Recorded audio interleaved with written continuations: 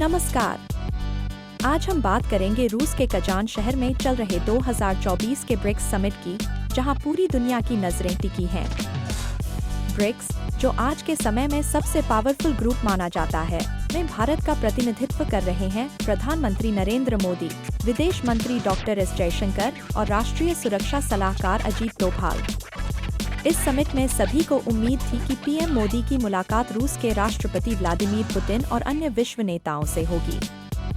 लेकिन सबसे चौंकाने वाली बात यह है कि भारत और चीन के बीच एक द्विपक्षीय मुलाकात भी हुई। पिछले कुछ समय में भारत-चीन संबंधों में काफी बदलाव आया है। विदेश मंत्री जयशंकर के पहले के बयान कि भारत-चीन के रिश्ते सामान्य नहीं हैं, अब बदल चुके हैं। दोनों देशों ने कहा है कि हालात 2020 के स्तर पर वापस आ चुके हैं और अब 5 साल बाद पीएम मोदी और चीन के राष्ट्रपति शी जिनपिंग ने कजान में मुलाकात की है। यह मुलाकात न केवल भारत-चीन के लिए, बल्कि रूस के राष्ट्रपति पुतिन के लिए भी महत्वपूर्ण है। पुतिन का जियोपॉलिटिकल प्लान चीन और भारत के बीच मैत्रीपूर्ण संबंधों पर आधारित है। अगर भारत-चीन के बीच कोई संघर्ष होता, तो पुतिन का पूरा प्लान ध्वस्त हो सकता था। आप सोच रहे होंगे कि यह मुलाकात केवल औपचारिक थी, लेकिन ऐसा नहीं है। पीएम मोदी ने कई विश्व नेताओं से 1-to-1 मीटिंग की, जिनमें ईरान और सेंट्रल एशियन देशों के नेता भी शामिल हैं।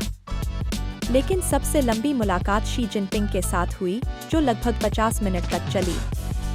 आमतौर पर ऐसी मीटिंग्स 15 से 20 मिनट तक होती हैं, लेकिन 50 मिनट की इस मुलाकात से यह स्पष्ट होता है कि दोनों नेताओं ने कई महत्वपूर्ण मुद्दों पर चर्चा की होगी, जैसे निवेश, व्यापार और आर्थिक संबंध।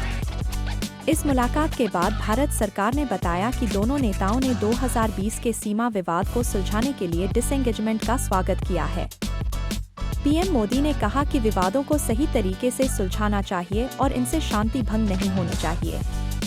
हालांकि भारत-चीन सीमा का मुद्दा अभी भी पूरी तरह से हल नहीं हुआ है, पर दोनों देशों के विशेष प्रतिनिधि इस दिशा में समाधान निकालने की कोशिश करेंगे। भारत-चीन सीमा विवाद का समाधान निकल सकता है, जबकि पाकिस्तान के साथ विवाद का समाधान अलग है। चीन के साथ स्थिति अलग है। चीन को भारत की जरूरत है और पीएम मोदी की तीसरी टर्म में एक बड़ा कदम यह हो सकता है कि भारत-चीन सीमा को एक अंतर्राष्ट्रीय सीमा में तब्दील किया जाए। इससे दोनों देशों में स्थायी शांति बनी रह सकती है। यह बैठक केवल एशिया के लिए ही नहीं, बल्कि वैश्विक शांति के लिए भी महत्वपूर्ण मानी जा रही है। अगर भारत और चीन के बीच स्थिर और मैत्रीपूर्ण संबंध बने रहते हैं, तो इसका सकारात्मक प्रभाव पूरे क्षेत्र और वैश्विक शांति पर पड़ेगा। इसके अलावा पीएम मोदी ने ब्रिक्स समिट में आतंकवाद पर भी अपनी कड़ी राय रखी। उन्होंने कहा कि आतंकवाद पर कोई दोहरा मापदंड नहीं होना चाहिए। आतंकवाद को खत्म करने के लिए पूरी दुनिया को एकजुट होना होगा।